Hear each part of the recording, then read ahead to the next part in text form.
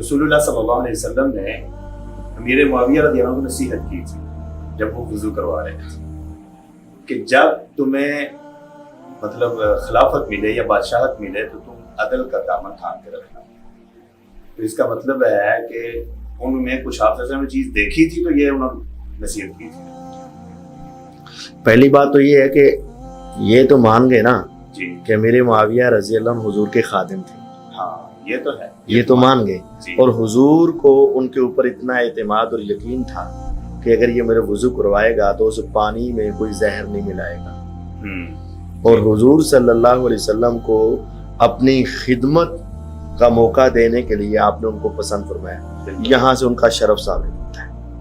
ہاں ٹھیک ہے, میرے معاویہ رضی اللہ عنہ کا ان کی شرف شرف فضیلت ثابت ہوتا ہے. بڑا صحیح ہے. اب رہا اگلا مسئلہ جناب, جو ان کو آپ نے وصیت کی ہے, نصیحت کی ہے, جی. اس کا مطلب ہے کہ کچھ ایسا ہو. ہاں یہ ہمارے ذہن کی جھوٹی اختراع ہے. ٹھیک ہے. دیکھیں اللہ تعالیٰ نے قرآن مجید میں تمام مسلمانوں کو حکم دیا, ان اللہ یامر بالعدل والاحسان. تو کیا سارے مسلمان عدل و انصاف اس وقت نہیں کر رہے تھے؟ اللہ تعالیٰ نے اپنے نبی صلی اللہ علیہ وسلم کو حکم دیا, یا ایھا النبی اتق اللہ, بالکل اے نبی اللہ سے ڈر جاؤ.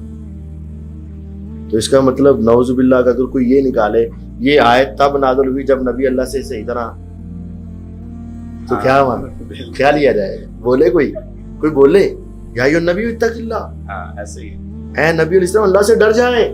اور کوئی بندہ اس کا الٹ مفہوم نکالے, اس کا مطلب ہے کہ حضور کے نعوذ باللہ ثم نعوذ باللہ تقوی میں کوئی فرق آ رہا تھا تو اللہ نے کہا ہے کہ نہیں, ویسے ہی تو نصیحت کی جا سکتی ہے نا.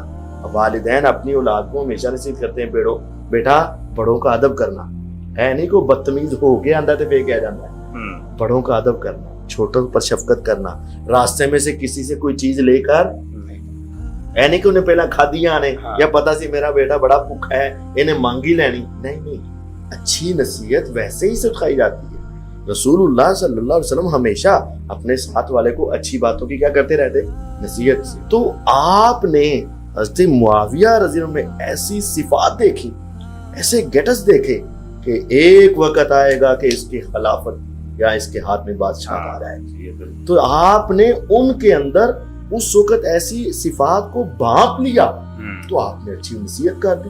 تو آپ اپنے بیٹے کو باہر بھیجتے ہیں یا کسی ڈیوٹی پر بھیجتے ہیں, کسی کام میں بھیجتے ہیں, تو آپ کہتے ہیں بیٹا رشوت نہیں لینی, ایسے ہی بیٹا ایسا کام نہیں کرنا, بیٹا یہ نہیں کرنا. اس کا مطلب نہیں کہ آپ کا بیٹا پہلے ایسا کرتا ہے یا تو آپ کو ڈر ہے کہ لگتا ہے انہیں کرنا ہی کرنا ہے. ایسا نہیں ہوتا. تو یہ محبت ہوتی ہے اور انسان اس کو نصیحت کر دیتا ہے. اور اللہ تعالیٰ نے نبیوں کو بھی کی ہے اور ہم نے بھی کی ہے.